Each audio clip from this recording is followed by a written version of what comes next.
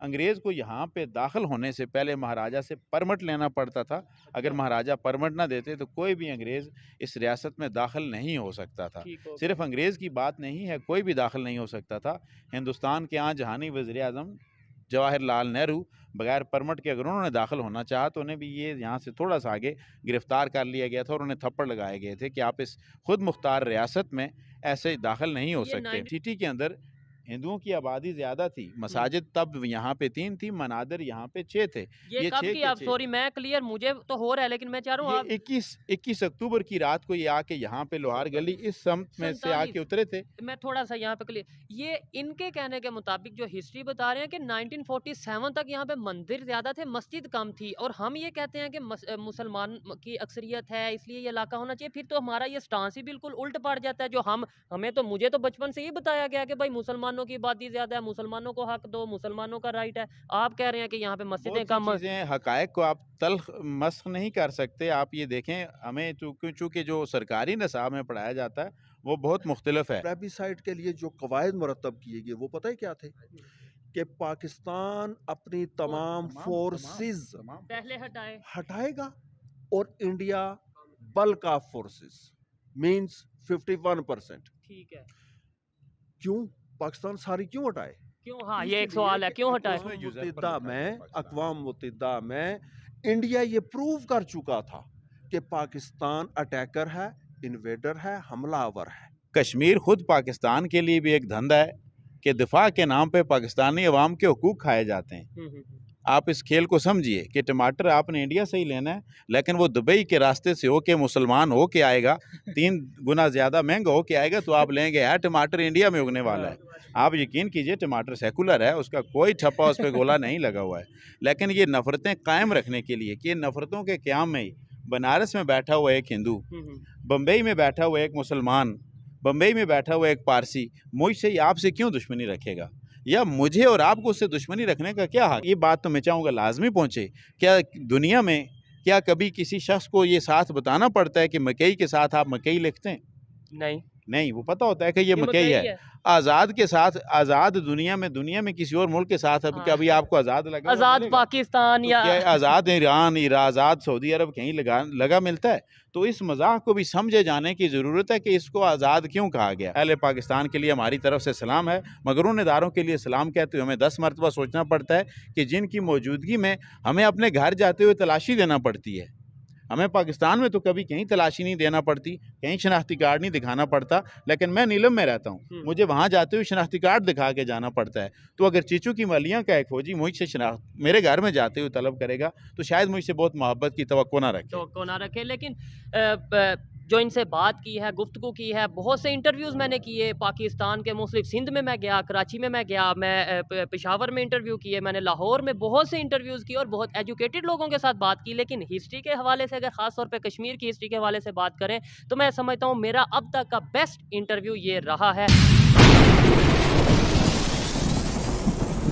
जी, तो आज की वीडियो बहुत ही ज़बरदस्त, बहुत ही इंटरेस्टिंग होने वाली है क्योंकि मेरे साथ राइटर मौजूद हैं और इनसे हम गुफ्तगू करेंगे कश्मीर के बारे में, कश्मीर की हिस्ट्री के बारे में। एक हिस्ट्री हमें बुक्स में पढ़ाई जाती है और एक रियलिटी है, क्या दोनों चीज़ें मैच करती हैं? इसी हवाले से बात करेंगे। अस्सलाम वालेकुम। वालेकुम अस्सलाम। आपका नाम? वकार अहमद मीर। आपका नाम? अब्दुल बशीर ताजवर। आपका नाम सर? शौकत इकबाल। शौकत इकबाल साहब। अच्छा, टॉपिक आपने सुना होगा कश्मीर की हिस्ट्री। आप क्या कहना चाहेंगे कश्मीर की हिस्ट्री स्टार्ट कहाँ से होती है और कितने टाइम पहले से स्टार्ट होती है? कश्मीर की हिस्ट्री पे अगर बात करते हैं तो जब से कुर्रा ज़मीन बना है तो कश्मीर तो तब से मौजूद है, लेकिन इसको ये नाम कब से मिला, इंसानी आबादी कब से शुरू हुई और उसकी तारीख जो रिकॉर्ड का हिस्सा है वो कब से है, तो वो तकरीबन 5000 साल से मौजूद है। और कश्मीर दुनिया की उस धरती में से हमारी नीलमता प्राना या नील प्राण मत उसका जो जदीद नाम है, वो दुनिया की कदीम की दूसरी किताब है जो मौजूद है। लिहाजा कश्मीर को ये एजाज़ हासिल है कि यहाँ की हिस्ट्री किताबी शक्ल में मौजूद हो और वो दुनिया में दूसरे नंबर पर है। ठीक है, जो हिस्ट्री किताबी शक्ल में जिस बुक का आपने नाम लिया है, क्या जो पाकिस्तान स्टडीज़ की अगर बात करें या कश्मीर में जो हमें हिस्ट्री के रिलेटेड बुक पढ़ाई जाती है और कश्मीर का जो उसके अंदर सब्जेक्ट या सिलेबस होता है, क्या वो दोनों मैच करते हैं? इसमें एक चीज़ जो नहायत बड़ी गलतफहमी है वो दूर कर ली जानी चाहिए कि ये एक रियासत है। ठीक है। इस रियासत के 3 बड़े सूबे हैं, उस रियासत के 3 सूबों में से एक सूबा जम्मू है, एक सूबा कश्मीर है और एक सूबा अक्साय चिन है, ठीक है। और तीसरा सूबा उसी को लद्दाख का नाम भी दिया गया। गिलगित बल्तिस्तान वगैरह भी उसी में आते हैं, मौजूदा लद्दाख सिटी भी उसी में आता है। और दूसरा ऐसा है जम्मू का है जिसका कैपिटल जम्मू, और तीसरा सूबा जो है वो कश्मीर का वादी है जिसे कहा जाता है, और उसका कैपिटल श्रीनगर है।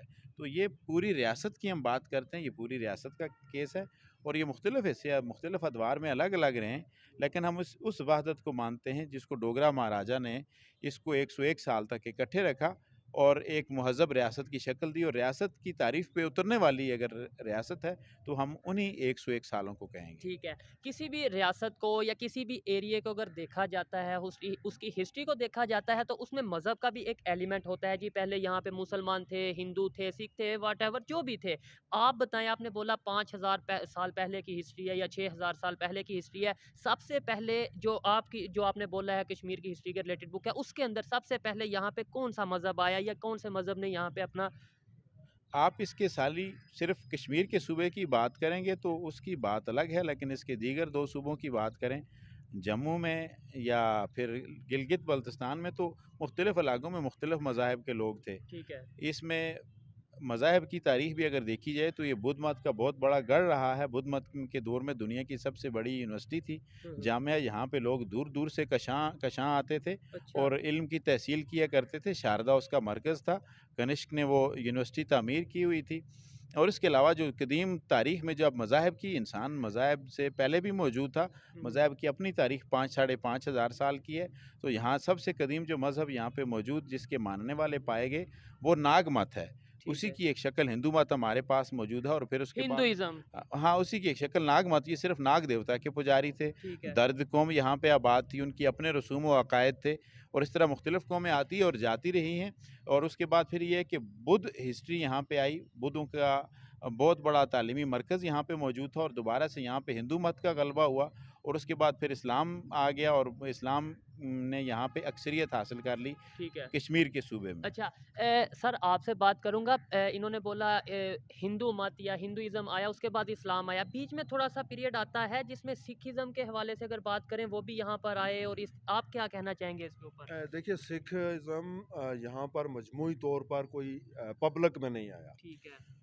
सिखिज़्म का एक बहुत मुख्तसर सा टेन्योर हमारे यहाँ आता है। पंजाब में रंजीत सिंह की हुकूमत थी, और उसने रियासत जम्मू कश्मीर को कुछ अरसे के लिए कब्ज़ा किया, और उसके तवस्सुत से कुछ लोग यहाँ आबाद हुए। ठीक है। और वो बहरहाल पंजाबी ही थे। यहाँ के मकामी जो सिख थे जो हुए, तो वो उनकी बहुत तादाद ना होने के बराबर थी। तो यूँ मकामी जो मज़हब रहे उसमें सिख एलिमेंट बहुत कम है। तो वो एक मुख्तसर सा अरसा है जो, और उसी की तवस्सुत से जब महाराजा गुलाब सिंह, वो भी गवर्नर था, ठीक है। रंजीत सिंह का, और उसी ने फिर रंजीत सिंह के बाद इस रियासत को एक तरतीब दी, और एक मायदे के तहत उसने रियासत हासिल की। वो पंजाबियों ने जो तावान दिया, और उसके बाद महाराजा गुलाब सिंह ने वही वैसा ही तावान दिया। एक मैं पता नहीं आप इसको आना एयर करेंगे या नहीं, लेकिन मैं रिकॉर्ड की दुरुस्ती के लिए बात करना चाह रहा हूँ कि 1846 में पंजाब ने हमला किया अंग्रेज़ पर। उसमें पंजाब को शिकस्त हुई, सिखों को, पंजाब से मुराद सिखों को शिकस्त हुई, और कश्मीर में वो जंग नहीं हुई, वो पंजाब में हुई। लेकिन चूँकि ये मातूब इलाका था, पंजाब का मुतल्लिका इलाका था, तो इसको भी यही समझा गया कि ये भी अंग्रेज़ ने कब्ज़ा कर लिया। उसके बाद पंजाब में को ने तावाने जंग दिया सिखों अंग्रेज़ को। ठीक है। और उसके बाद उन्होंने ज़ेली रियासत कायम की अंग्रेज़ के मातहत। ठीक हो गया। उसी के तहत चूँकि पंजाब के पास पैसा नहीं था तावान देने के लिए, तो उन्होंने गुलाब सिंह ने खुद ये तावान दिया। और यहाँ एक बदकिस्मती से एक लफ्ज़ जिसकी मैं वजाहत करना चाह रहा हूँ कि अल्लामा इकबाल ने बराए शेर गुफ्तन ये कहा था, कौमे फ़रोख्तन शेर ना फ़रोख्तन। ये बराए शेर गुफ्तन बात थी, लेकिन उसको ये कहा गया, और हिस्ट्री में आम वो अभी आपने मुताला पाकिस्तान की बात है, उसमें ये कहा कि जी ख़रीदा गया और बेचा गया। कौम नहीं बिकी, कौमें हारती रही, दुनिया में बेतहाशा कौमें हारती रही। अब भी कई मुल्क हैं जो तावान जंग अदा कर रहे हैं, और इसी तरह का तावान जंग कश्मीरियों ने भी अदा किया, पहले पंजाबियों ने किया, 3 दिन के बाद माहिदा होता है, कश्मीरियों ने वो तावान अदा किया। लेकिन उस एक लफ्ज़ की वजह से ये कहा गया कि कश्मीरी बेचेंगे या बिके या खरीदेंगे, पंजाब के हवाले से कोई नहीं कहा गया। गैप है माहिदे के दरमियान 3 दिन का, तावान उन्होंने भी अदा किया, हमने भी इस रियासत का भी दिया गया। और इसमें एक इलाका जो चंबा हज़ारा ये मर्री वगैरह का इलाका है, इसका तावान नहीं दिया जा सका। तो ये डायरेक्ट 47 तक अंग्रेज़ की अमलदारी में रही। एबट ने एबटाबाद बनाया, मर्री उन्होंने डेवलप किया, ये डायरेक्ट 47 तक अंग्रेज़ की अमलदारी में रहा ये इलाका। तो ये कश्मीर का हिस्सा था, लेकिन तावान जंग पैसा उतना ना होने की वजह से छोड़ना पड़ा या देना पड़ा। ये बताएं, हिंदू पंडितों का बड़ा यहाँ पे नाम आता है काश्मीर के नाम से, वो कहते हैं जी ये भी अगर हिस्ट्री की बात करें तो ये जो काश्मीर है ये ठीक है। क्या कहना चाहेंगे कि वो उनके जो बाकियात हैं, जैसे उनके मंदिर होते हैं यहाँ इनके, या सिखों की बात करें उनके यहाँ पे गुरुद्वारे होते हैं, क्या वो मौजूद हैं? ये हाँ बिल्कुल, ये हमारे बिल्कुल सामने ये मंदिर है या वो गुरुद्वारा है? ये मंदिर है, ये यहाँ पे मंदिर है। मुजफ्फराबाद में 6 मनादिर मौजूद थे जब तकसीम हो गई तो 1947 की 1947 में। तो हम तो खुद तकसीम का ऐसा नहीं थे, ये इस रियासत के लोग खुद मुख्तार रहना चाहते थे, ठीक है। लेकिन उनके साथ भी एक विश्वासघात किया गया, उनके जज्बात के साथ खिलवाड़ किया गया और अचानक कबायली दरअंदाज यहाँ पर आए, जिन्हें KPK की गवर्नमेंट को बचाने के लिए घुमा कर इस तरफ भेजा गया था, वर्गला कर इस तरफ लाया गया था। वो किसने भेजा था उसे, थोड़ा बताएंगे? ये तो बहुत ज़रूरी चीज़, अगर आप ये सुनेंगे तो मुझे बहुत खुशी होगी। ठीक है। मोहम्मद अली जिन्ना कायदे आज़म पाकिस्तान के, उन्होंने KP मौजूदा और उस दौर के सरहद सूबे की मुंतखब हुकूमत को चलता कर दिया था। ठीक है। मुंतखब हुकूमत गफ़ार ख़ान की थी, उन्होंने इक़्तिदार में आते ही गफ़ार ख़ान की हुकूमत को चलता कर दिया और एक कश्मीरी को वहाँ पर उनका वज़ीर आला नामज़द कर दिया। तो पख्तून कौम भी एक गैरतमंद कौम है, उन्हें किसी भी कश्मीरी का खुद पे हाकिम होना किसी सूरत में गवारा नहीं था, जिस बुनियाद पे उन्होंने एक शोरश बर्पा कर दी। और ख़ान अब्दुल क़य्यूम ख़ान जो बारामूला के रहने वाले थे, मुजफ्फराबाद में ये 7 प्लेट है, यहाँ पे भी उनके घर मौजूद था।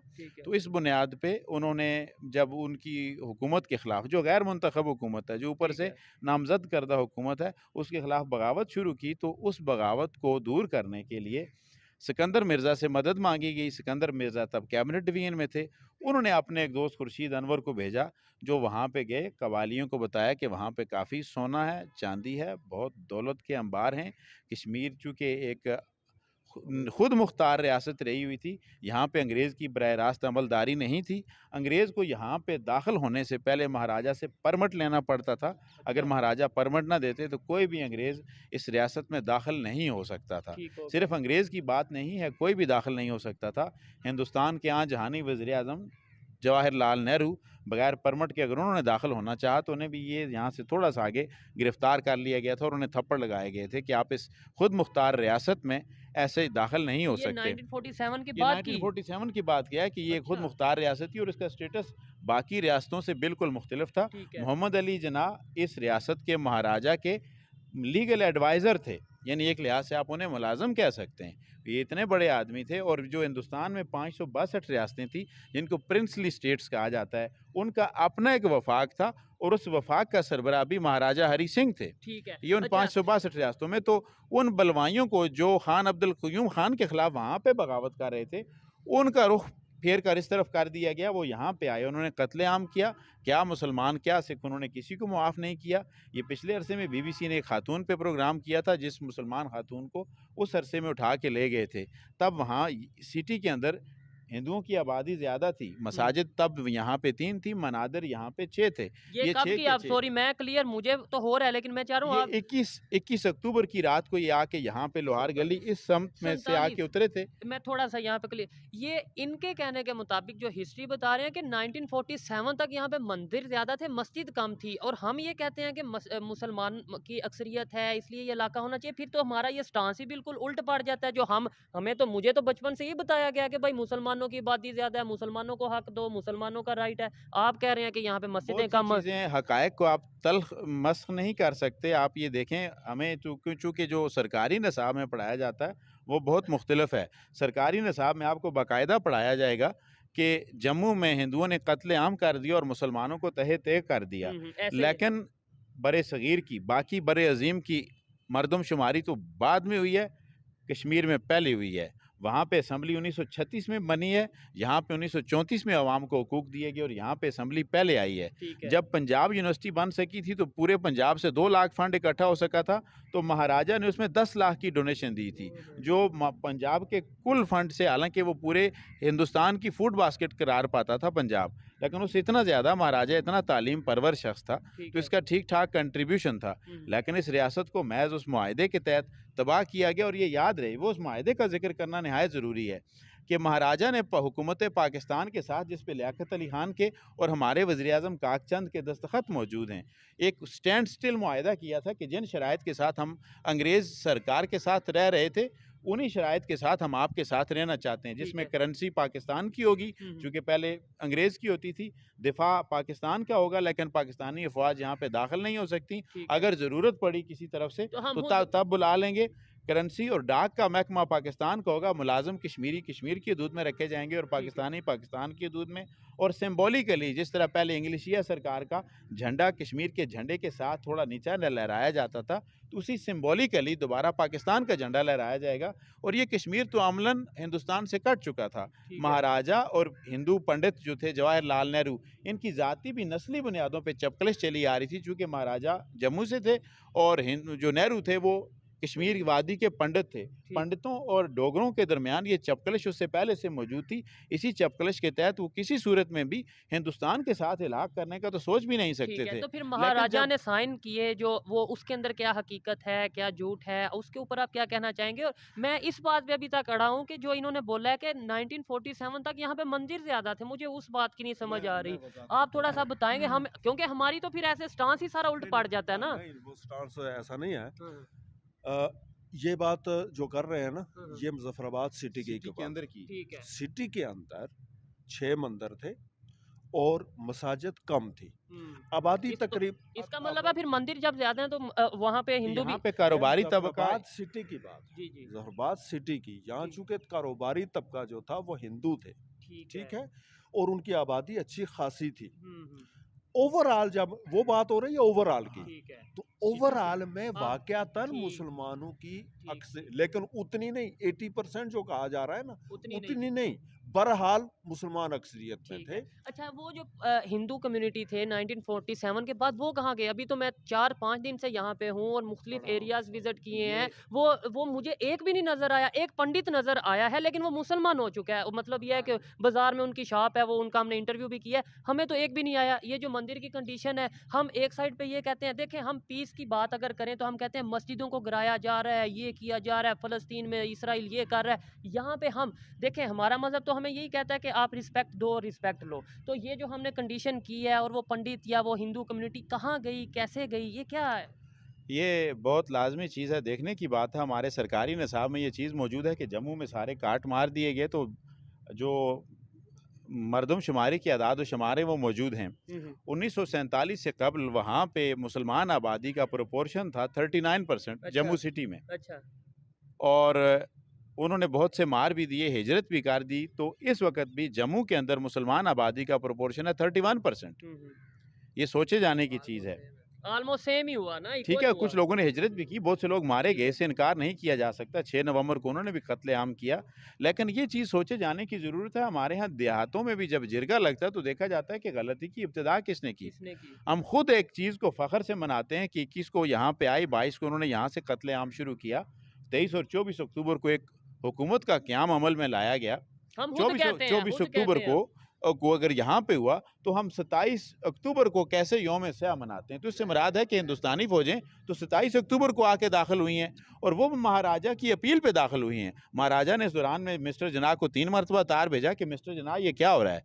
हमारे लिए सामान तजारत जो है, फूड जो है, जो हमने पंजाब से सियालकोट के रास्ते से लेनी थी, उसको बंद कर दिया गया और दरअंदाज खोल दिए गए। मतलब रिक्वेस्ट ये की गई ये कह लें या नहीं, हमारे दरमियान एक मुआहदा मौजूद है, था, एक मुआहदा मौजूद है वही ना, जिसको उसके मुआहदा ऊपर कायमा रिक्वेस्ट कहते की हैं। गई कि आप अपने मुआहदे पे कायम नहीं रह रहे, ये क्या हो रहा है? ये 3 क्या हो दफा रहा है? में ये आप बलवाई हमारी रियासत में घुस रहे हैं, तो ऐसा क्यों हो रहा है? तो इसकी तरफ से जना तक तो ये तार पहुंचने ही नहीं दिया गया। कारीगर उस दौर में भी मौजूद थे, तो जब उसके पास कोई बस नहीं चला तो वो श्रीनगर से भाग के जम्मू गया और वहां पे वही पंडित नेहरू जिसे उसने थप्पड़ लगवाए थे अपनी रियासत में बिला इजाजत दाखिल होने पर, उसी पंडित नेहरू के आगे उसे झुकना पड़ा। और ये झुकाने पे मजबूर करने वाले कौन थे? ये तो पाकिस्तान का हलीफ चला आ रहा था। रियासत की आबादी की अक्सरियत मुसलमान थी और ये कल को पाकिस्तान का एक हिस्सा बन सकता था, एक सूबा बन सकता था, लेकिन इसको मुतनाज़ करके खूनी लकीर के जरिए से तकसीम कर दिया गया और वो खूनी लकीर आज तक मिटने का नाम नहीं ले रही।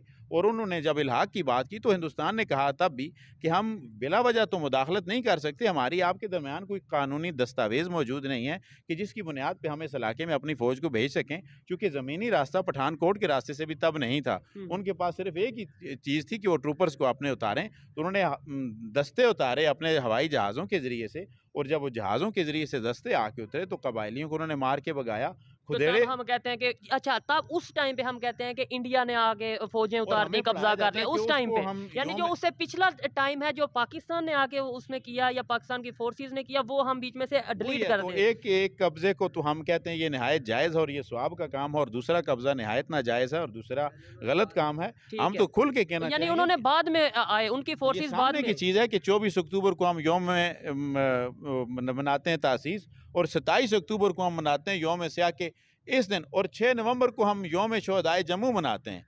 24 अक्टूबर के बाद 6 नवंबर आता है कि इधर से कत्ले आम किए हुए पठानों के काटे हुए लोग वहाँ पे जाके पहुँचे, तो वहाँ पे बलवाइयों ने जवाब में इंतकामी कार्रवाई के तौर पर वहाँ से मुसलमानों को काट के और भेजा। वो भी पहले यहाँ के महाराजा ने वहाँ पर जो आपने बोला कि साइन किया तो वो आए, साइन अदरवाइज मौजूद है। इस मुआहिदा कायमा पे जानबूझ के बात नहीं करने दी जी जाती। जी जी। ये मायदा कायमा जो है हाँ हाँ।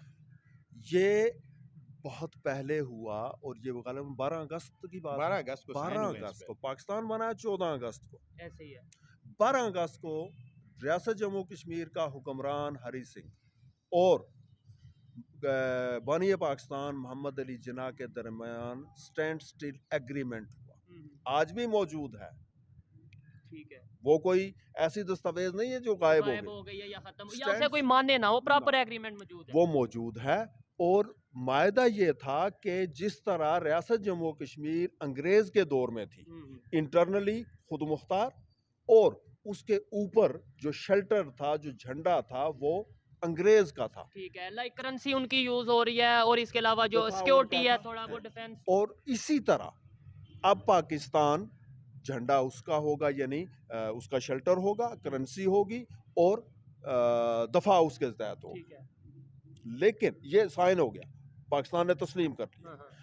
21 अक्टूबर, ये बात है 12 अगस्त की, साइन हो गया। उसके बाद आता है 21 अक्टूबर को वो जो अभी अब्दुल बसीर साहब ने तफसील से बताया कि वजूहात क्या थी, तो वो अटैक किया गया रियासत जम्मू कश्मीर पर, यानी उस मायदे पर गोली चलाई गई।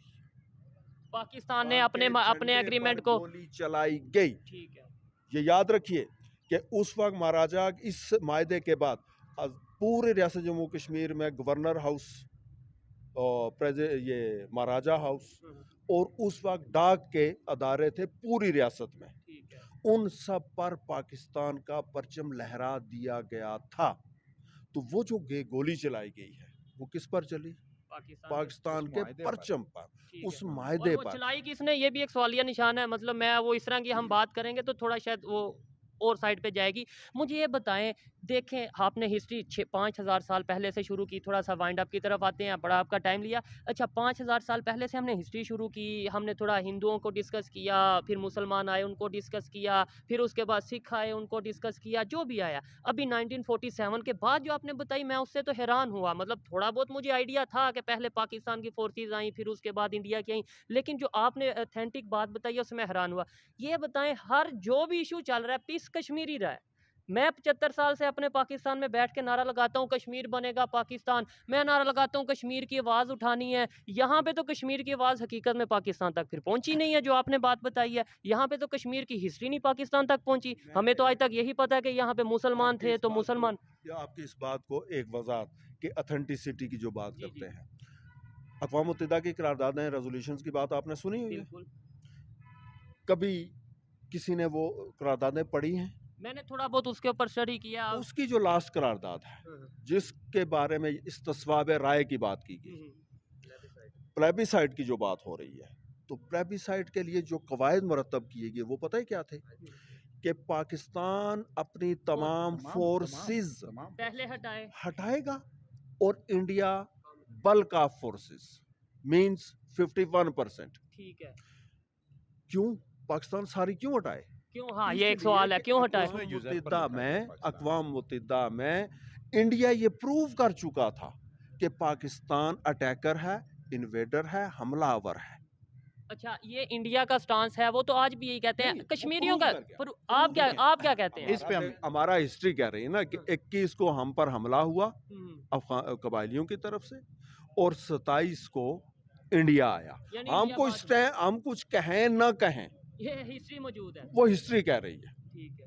और कबायली श्रीनगर से कोई 200 किलोमीटर दूर थे, तो उन्हें वहां से इंडियन आर्मी ने मारकर वापस भेजा। ठीक हो गया। अच्छा, इधर शायद इसी वजह से भी यही कहा जाता होगा कि भाई पाकिस्तान का कश्मीर बनता है कि जी हमने पहले कब्जा कर लिया, तो शायद एक ये भी स्टांस में भी कुछ लोगों को, वैसे तो हम जब ब्रॉडर उस पर प्रोस्पेक्टिव से देखें तो हमें सब चीज़ नज़र आ रही है, सब जो सीनरी है नज़र आ रही है, लेकिन कुछ लोगों को जिनकी स्टूडेंट्स कह लें या जिनका दिमाग थोड़ा अभी उस लेवल पर नहीं सोच रहा, ये शायद कह दिया जाता है हमारी आर्मी पहले चली गई थी तो इसलिए जी हमारा हुआ।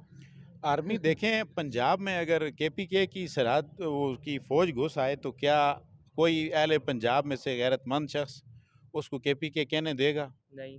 क्या बलूचिस्तान में सिंध की फ़ौज घुस आए और तो क्या कोई गैरतमंद बलोची उसको सिंध कहने देगा? क्या ईरान के कुछ लोग आके पाकिस्तान पे कब्जा कर लें तो क्या पाकिस्तानी अपनी शनाख्त को मिटाने को तैयार होंगे? क्या वो कहेंगे, नारा लगाएंगे कि पाकिस्तान बनेगा ईरान?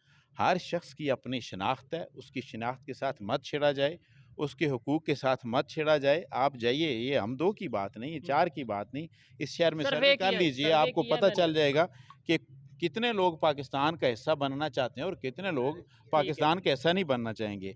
अवाम के साथ किसी का कोई इशू नहीं है, मोहब्बत करते हैं पाकिस्तान के अवाम में और कश्मीर के अवाम में कोई फ़र्क नहीं है। ये तो सदियों से साथ रहने वाले लोग हैं, ज़मीन पे खींची हुई कोई लकीरें इन्हें दूर नहीं कर सकती। पाकिस्तान के अवाम के साथ तो हमारी मोहब्बत अटूट है, अटल है, इसको चैलेंज नहीं किया जा सकता।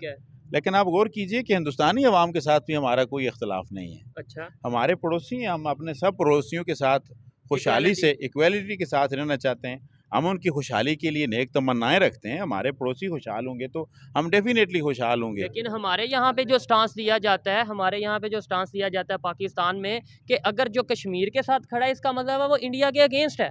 मतलब हमारे यहाँ पे जो स्टांस दिया जाता है, तो आप तो बात कर रहे हैं कि हमें पाकिस्तान से भी मोहब्बत है, इंडिया से भी मोहब्बत है, यानी लोगों से मोहब्बत है कि लोगों का कोई कसूर नहीं है। ये तो लड़ाने वाले कुव्वतें हैं जो आपस में लड़ाती हैं। ठीक है। कश्मीर खुद पाकिस्तान के लिए भी एक धंधा है कि दिफा के नाम पे पाकिस्तानी अवाम के हुकूक खाए जाते हैं।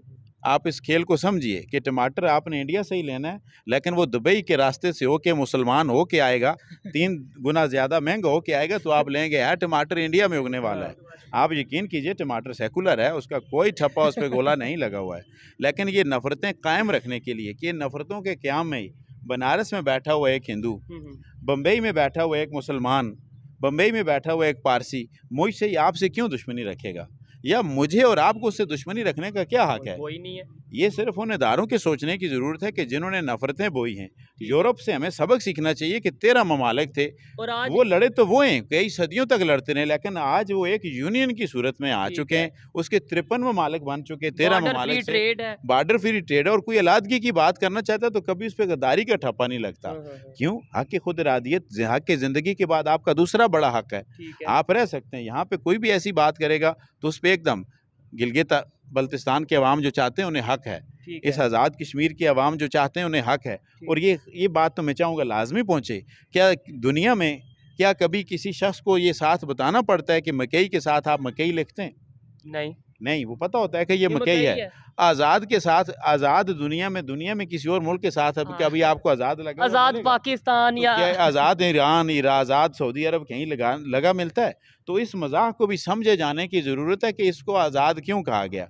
हम तो वसाइल की बात करते हैं कि हमें अपने वसाइल पर अख्तियार दिया जाए, अहले पंजाब अपने वसाइल पर उन्हें अख्तियार दिया जाए, वहाँ की आवाम को जो वहाँ के मालिक व मुख्तार हैं। अहले बलूचिस्तान को उनके वसाइल पे अख्तियार दिया जाए तो सारे झगड़े ही ख़त्म हो जाते हैं। ये सारी वसाइल की जंग है, ये नहीं होनी चाहिए। लोगों की बामी मैर मोहब्बतें कायम रहनी चाहिए, इंसानियत की बात होनी चाहिए। दुनिया वैसे भी एक यूनिफिकेशन की तरफ जा रही है। आपके पास लिंगवा फ्रैंका डेवलप हो रही है, आपके पास छोटी छोटी शनाख्तें मिट रही हैं, आपकी छोटी ज़बानें मिट रही हैं, दुनिया एक मरकज़ियत की तरफ आ रही है। और इस दौर में भी अगर ये आप इख्तलाफात को बोते रहेंगे, नफ़रतों को बोते रहेंगे, तो ये खेल बहुत आगे चलने वाला नहीं है, ये बदबूदार है।